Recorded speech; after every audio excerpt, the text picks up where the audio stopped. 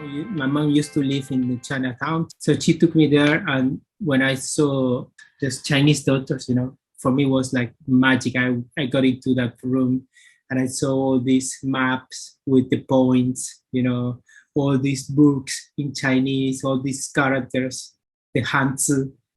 I was like really amazed by all that. They put the needles, one here, two here, all the infection, all the phlegm start to get out from my nose. And I was like amazed, how is this possible? And I was cured just with that. With a few treatments of acupuncture, I was cured. They told me, if you want to cure yourself, the asthma, you have to take Chinese medicine. You have to take herbs. You have to learn the herbs. They told me you have to go to China.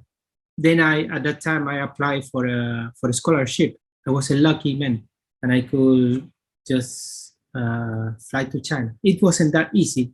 I don't know if you are aware of the situation in Cuba. No, it's very difficult to get out from Cuba. And in 1995 was like really very, very difficult to get out from Cuba. And it was the teacher and a lot of students. I was the translator. I started to translate. Mm-hmm. And I was really I wasn't confident that this will work really well. In China, normally, you say, if the formula is very cheap, maybe it won't work. And then the patient start to take the formula. I remember he calling me and say, since I'm taking this formula, I haven't had any epilepsy attack. And I was really, what? I thought at that moment, maybe this is some placebo effect. And I say, wow, this is really working. Mm-hmm. And I thought myself, I want to learn to do that. Yeah. Hi, everyone. This is Bora from Boncho Friends. And today we have Tino. He's a director and he's a professor at the Jing Fang Classic Institute. He's here with us to share his amazing journey as a Chinese medicine doctor, and he'll be also sharing some valuable insights for students and practitioners. Thank you so much for taking your time to share your story. Thank you a lot, Bora. I'm very honored to be part of your program here. Yes. Thank you. All right, so let's go ahead and start. So could you tell us about yourself and what's your background and what do you do? Okay, so I'm Salustino Saldivar Wong. This is my complete name, but everyone calls me Tino. It's more easy. I was born in Cuba, Havana, and now I live in Lisbon. I live in Lisbon, and I travel a lot around Europe to teach. In 1995, I went to China to study Chinese medicine. Originally, I was in a program to do a short studies of 3 years. I was a pharmacist at that time in 1995. And but then I fall in love with what I saw there at the university, and I wanted to remain. And then I ended being there 20 years in China. I was there for 20 years. I just got into the culture. I love it there. Then I came to Europe. I came to Europe and I started to see patients. First to Italy. I was based in Italy, in Milano first. Then I started to teach Jing Fang, which is a special school of internal medicine formulas from Han Dynasty. I was like in a kind of mission because I was like representing my teacher here in Europe. So I have this mission of teaching those kind of knowledge. Then I came to Lisbon, and in Lisbon we we opened this institute, the Jing Fang Classics Institute. And here we are. We are doing an amazing job here, spreading the knowledge around Europe. Yeah. Wow. Okay. So you briefly mentioned that you went to China and then you're studying pharmacy, but then you saw Chinese medicine and that's how you got started. So we want to know more about like what really drew you to the field of acupuncture and Chinese medicine. What really made you to start this field? Well, when I was in Cuba, I was an asthmatic. I have asthma, and I always wanted to cure myself. And I really didn't found anything that was able to alleviate my asthma. And in around 1993, I got a very strong sinus infection, a sinusitis, and my face was like really swollen. And then I went to the hospital, and they wanted to extract the infection with a syringe, but I didn't want they to put a needle inside and then pull out that. I thought that was like really medieval thing, you know. So, so my mom at the time told me, you know, in Chinatown there are some Chinese people that they put some needles, and I didn't know about the acupuncture. I didn't even know what was that. I was a pharmacist in Cuba. I was all around. I was working with herbs, but I didn't know anything about Chinese medicine, even that I have a Chinese background. Then my mom took me there because my mom always was. My mom used to live in the Chinatown. She was born there and grew up there in the Havana Chinatown. So she took me there, and when I saw those doctors, those Chinese doctors, you know, for me was like magic. I got into that room, and I saw all these maps with the points, you know, all these books in Chinese, all these characters, the Hanzi. I was like really amazed by all that picture, you know. And I just sat there, and then they put the needles, you know, one here, two here, you know, here, in here. And I just, all the infection, all the phlegm start to get out from my nose. And I was like amazed, how is this possible? How is this possible? So at that time, I continued to receive that treatment, and I was cured. Just with that, with a few treatments of acupuncture, I was cured. So at that time, I told myself, I have to learn this, because this is I think this is the thing that maybe will help me to cure my asthma. So at that time, I start to follow in Cuba some North Korean doctors. Oh, Very, very special people, you know, very determined people. Koreans are very determined people, you know. So I was amazed by the culture also. I learned a lot with them. I studied with them for a year. They call me, because my Chinese name is Huang Ren, they call me, I think that they call me Wong Yin. Wong Yin is in Korean. And they call me Wan Noni, the one with big eyes. Wan Noni, something like that. So I have a beautiful experience. And by the end of that year, in 1994, they told me, you know, if you want to cure yourself, the asthma, you have to take Chinese medicine. You have to take herbs. You have to learn the herbs.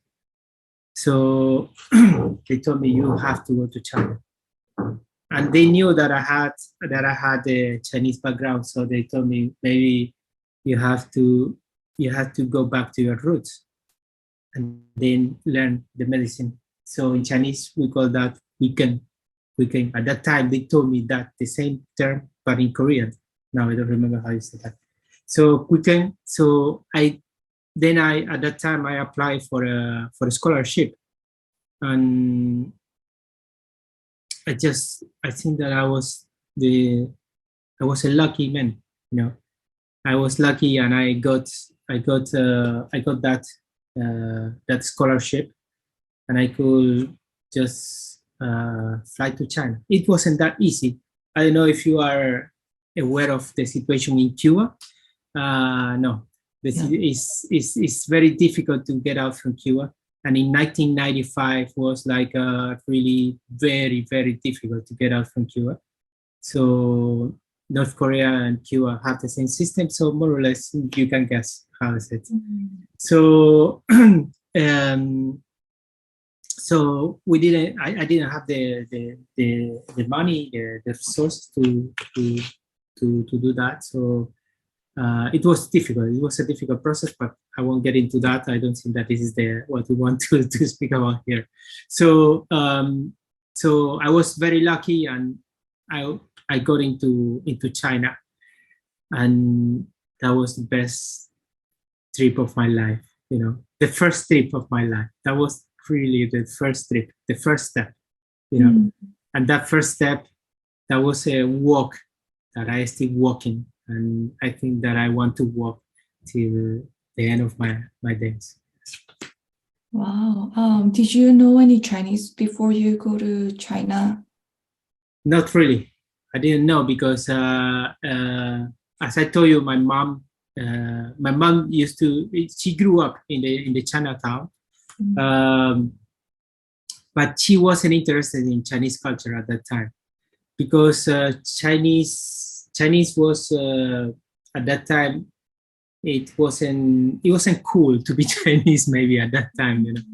So she got out from Chinatown, and she just didn't got us involved into Chinese life, you know. But she till now, my mom still lives in Cuba.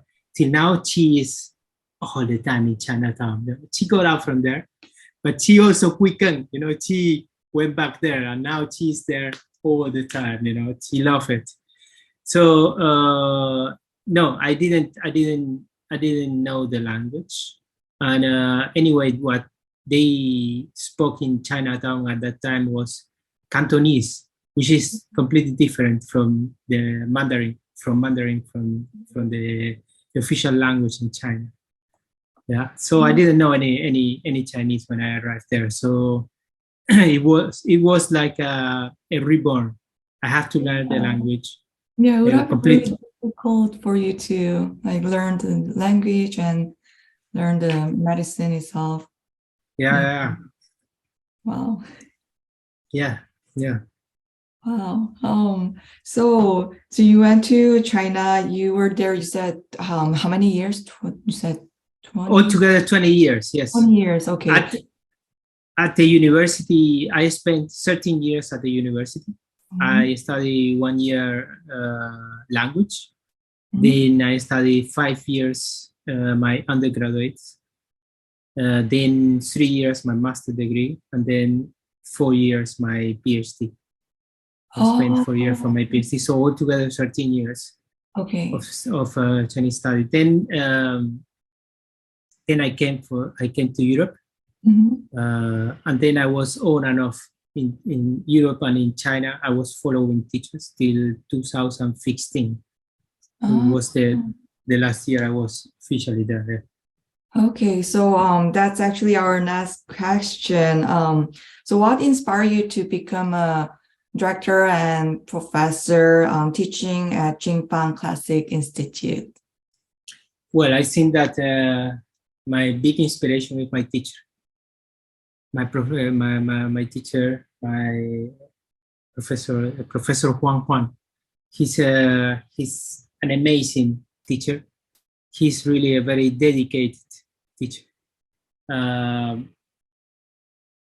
First, I think the way he teach and the way he devotes himself to the teaching, and how he devotes himself to patients also. So this is the first thing. After I studied 5 years of my undergraduate studies, the system in the university wasn't the best in China. So I understood that I was kind of a little bit lost there, you know. So at that time, I started my master degree in 2001, and I opened a space, small space, to receive foreigner patients, you know, for free. I opened like a free clinic.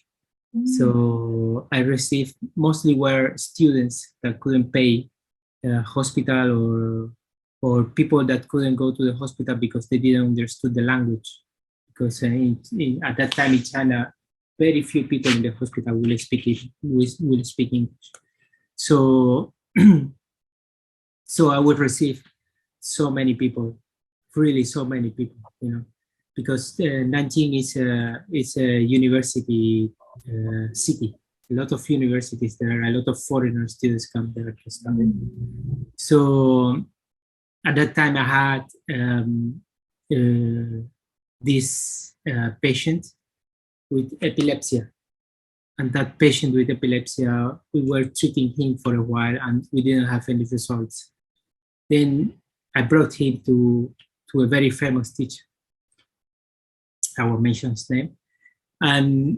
And he prescribed some herbs, but it didn't work. It didn't really work.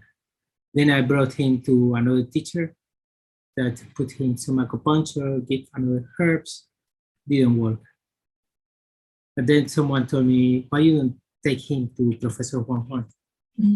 Professor Huang? Okay. Then I took him to Professor Huang Huang.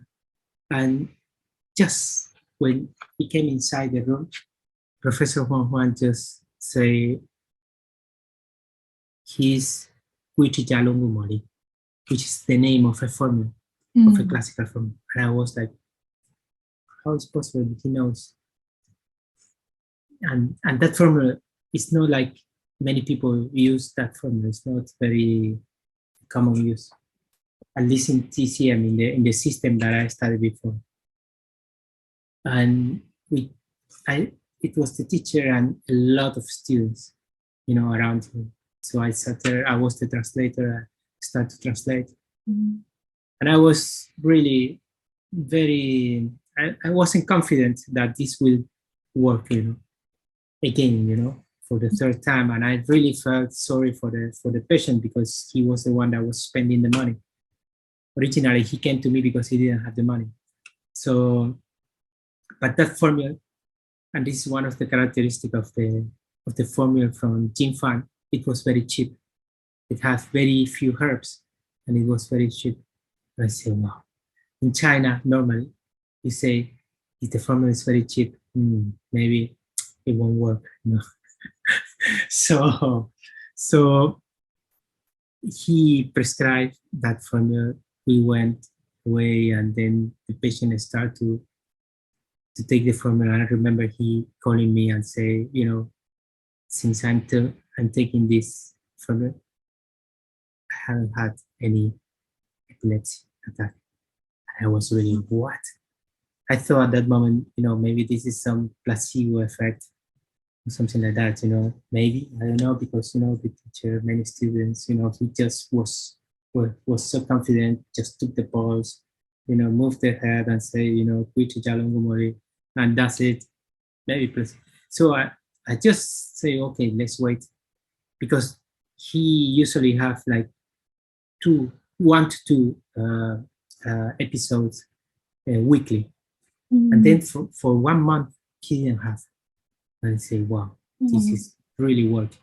And I thought myself, I want to learn to do that. Yeah. You know, I want that. So originally he was my teacher from another class that didn't have anything to do with Jing Fang. So I went again to this clinic, and it was like a, you know, Chinese style. I just sat there, I waited there. That he started like at 6 o'clock, and he won't finish till 11:30 at night, at midnight. So I will just wait there, and students will just go out and say, "Why are you waiting there? Do you want something?" And I just say, "I just want to talk to the teacher.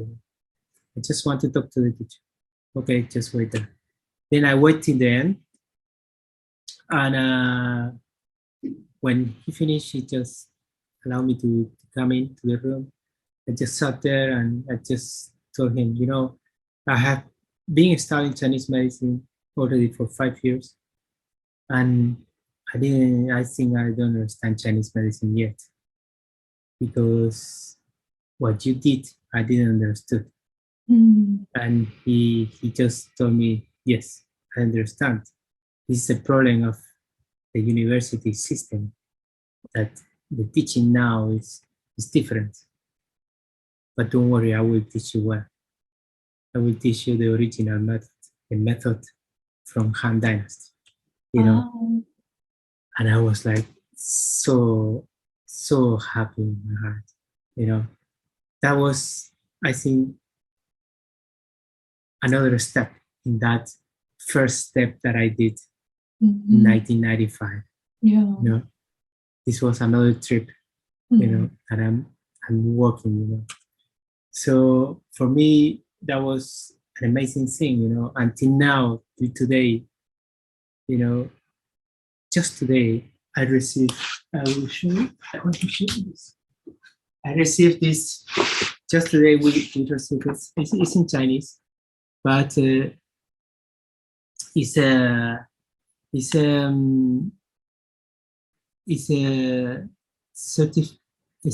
certificate of for promoting Jing Fang, for being good at promoting Jing Fang, and this is the last book of Professor Huang Huang, just signed with his calligraphy. He has an amazing calligraphy. Oh wow! And this means Jing Fang women, which means that Jing Fang must benefit everyone. Jing Fang must benefit everyone. So 22 years later, I have. Wow. Yeah.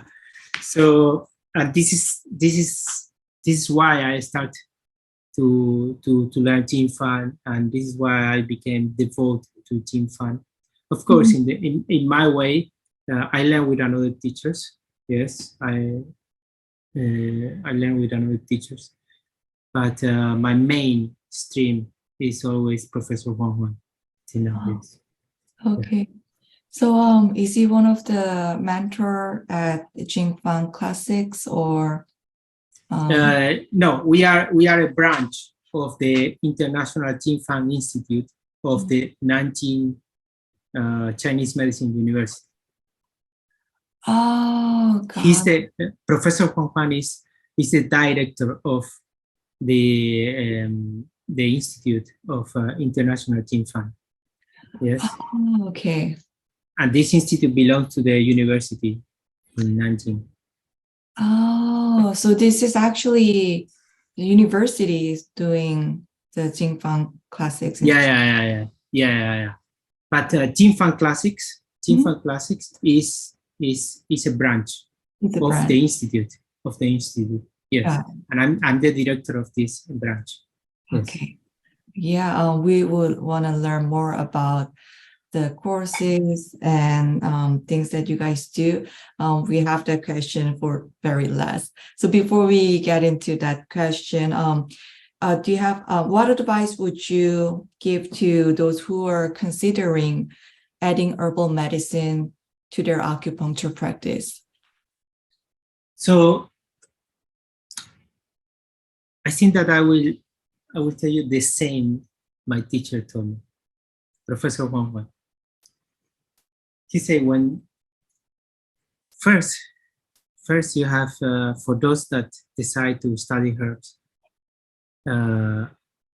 you have to look for a teacher that will become your master in a way, because Chinese medicine is a science that is learned not by books, not by classes like normal classes.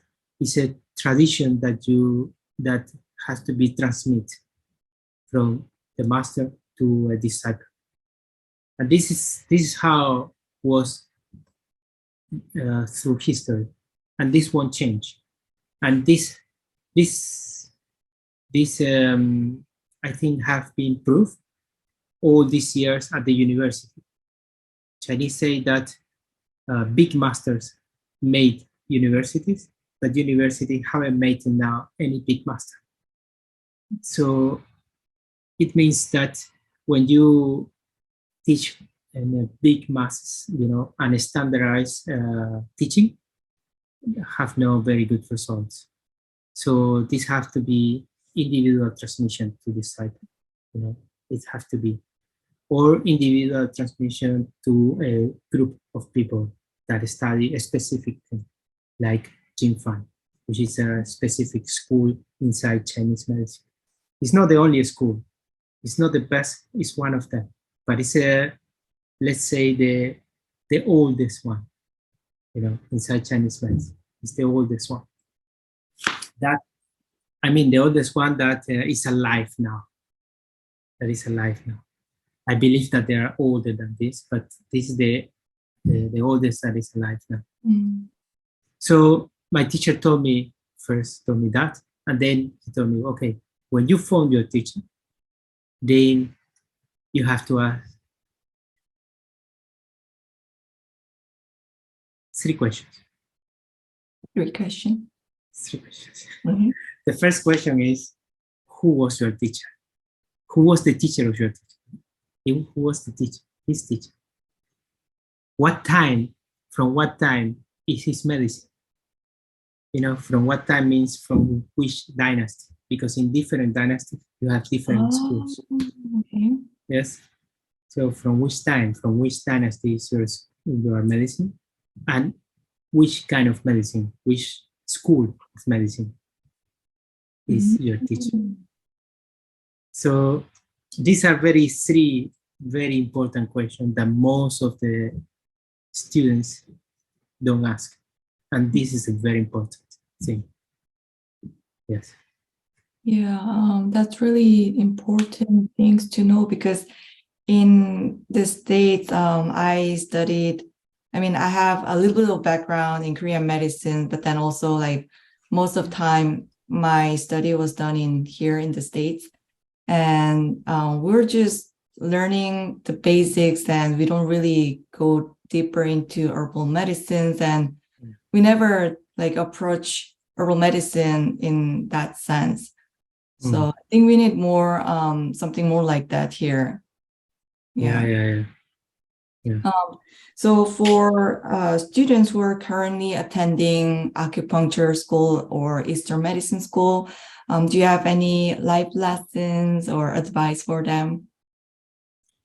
For the students that are learning acupuncture, then I will tell you again something that Professor Huang once says.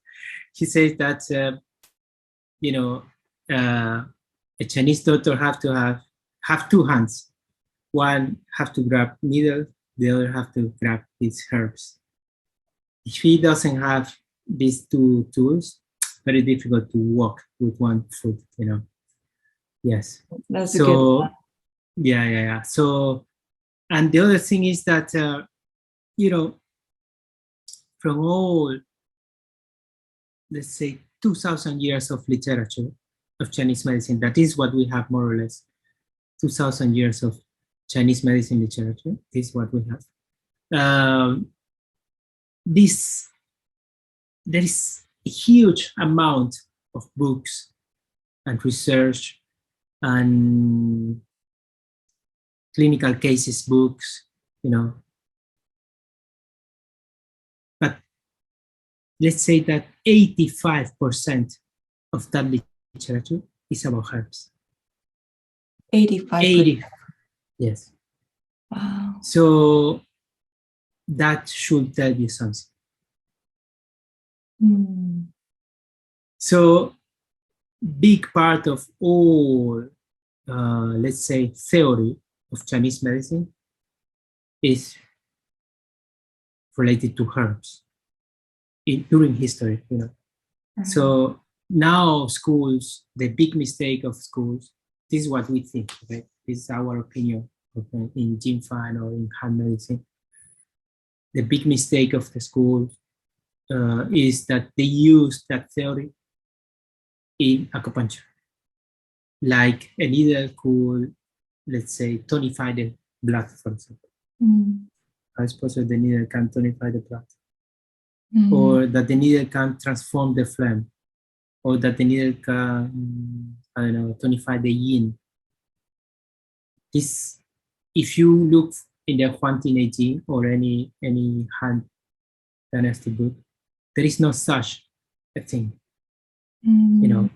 So they use this herbal vocabulary in acupuncture. So so this is why the acupuncture should be a language of channels, you know, energy, bleeding, feeling, you know, something that you see, you know, extracting, stimulating. This was the things that they talk in that time, you know, and also the relation of yourself as a doctor with the patient, you know, the transmission that you do, you know. There is this very famous sentence from Huang Ning, the Yellow Emperor book, 素手性, 上手性, which means that the lower doctor will look at the form, but the higher doctor will look at the spirit, you know. So, and I think that this is a very important point, you know, that is all about what you can feel, yeah, what you can, you know, induce in that patient with your needle. Yes. So I think that for acupuncture, this Chen Jing, which is a book by Wang for me, Chen Jing. I don't know how to say that in English. Sorry. Not too familiar with that one. And the Ling Shu Jin, she's the one of the Huang Ning books. I think that these books are very important. So, but not many schools they study those books. So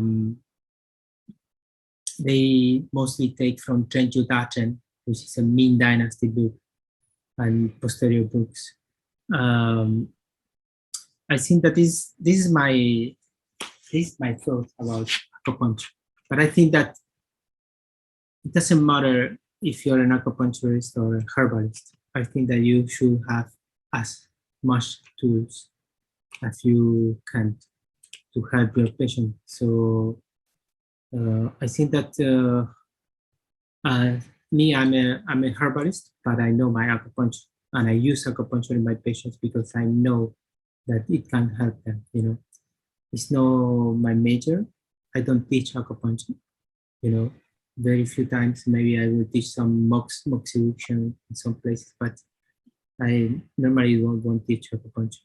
But I know my acupuncture because I know that this helps.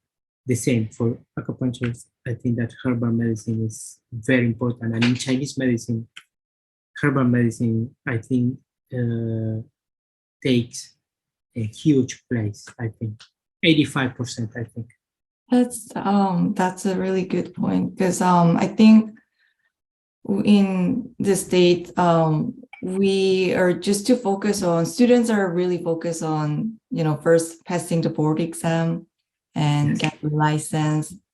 So oftentimes we neglect herbal part. So I think it's good thing that you're doing something that is very in depth and talking about ShanHanlun herbs and formulas. So, so can you tell us more about the courses that you teach at Jing Fang Classics, and also where can people go to find out more about them? Yes, we designed a very, I think very easy to go, very easy to go through course. We have an online course,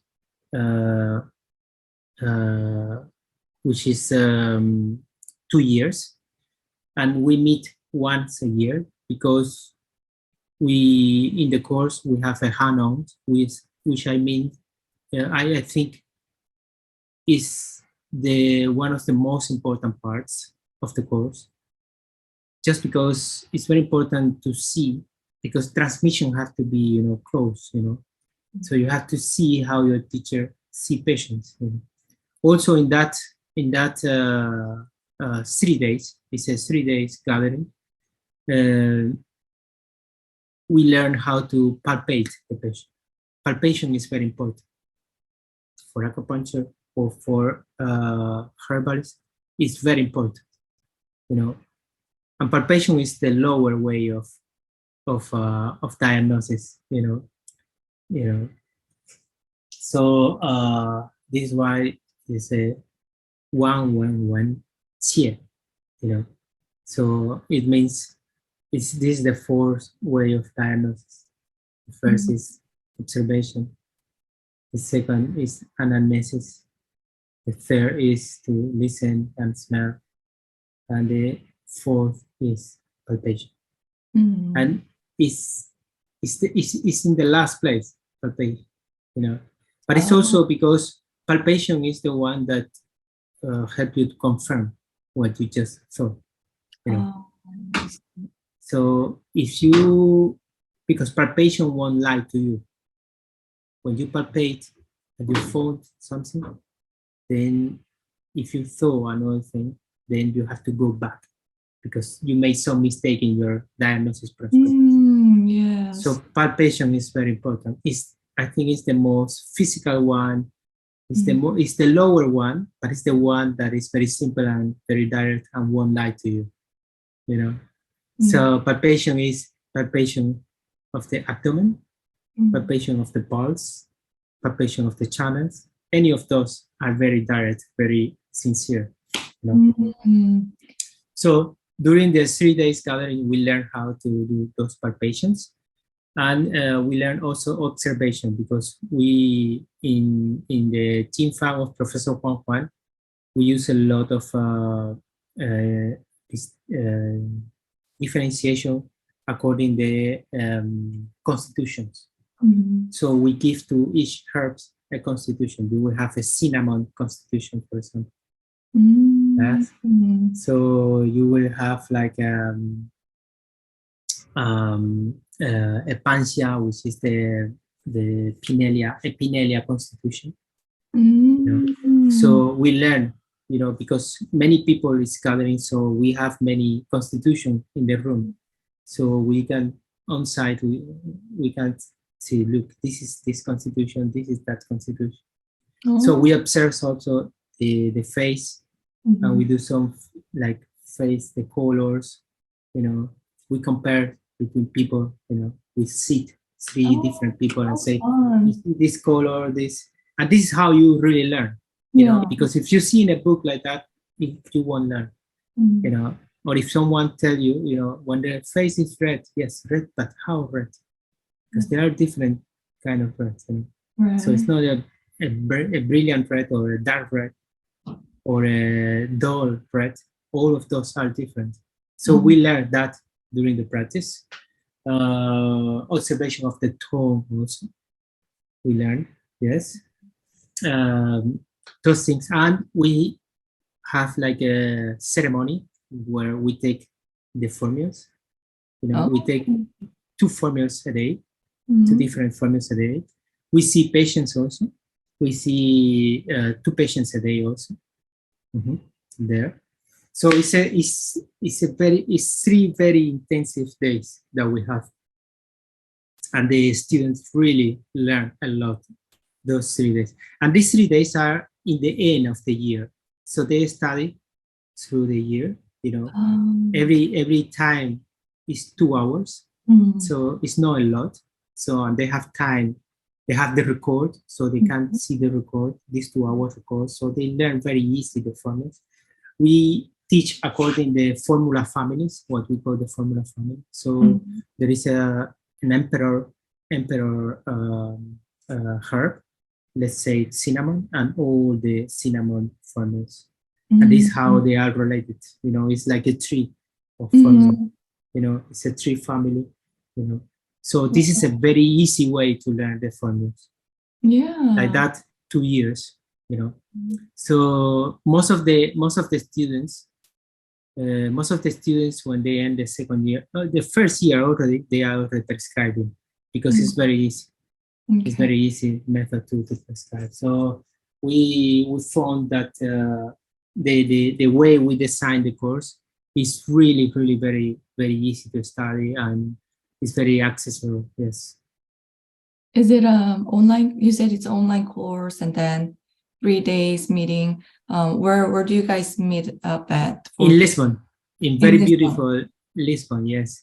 All the information is there is a website. It's called Jing Fang Classics.com. You go there, and any language you have, in English, Spanish, in French, and Italian is the places where we have our courses. Yes. Okay, well, we'll leave that information on the comments, and then we'll leave it on the screen too. Yes. Okay. I will write the website. Jing Fang Classics. Got it. Yes. Okay, jingfangclassics.com. Yes. Okay. Yeah, so if you guys want to learn more about the Jing Fang Classic, the formulas, the classes they have, you can go to their website and then learn more about it. Tino, thank you. I think that was our last question. So thank you so much for taking the time to share your story. Thanks a lot. It was a real pleasure to share the story. I hope that everyone find it interesting. Yeah, we hope you guys find this video helpful, and if you guys have any questions or comments, please feel free to leave a comments down below in the comment section. Thank you so much for watching, and we'll see you guys next time. Thank you, Tino. Bye-bye.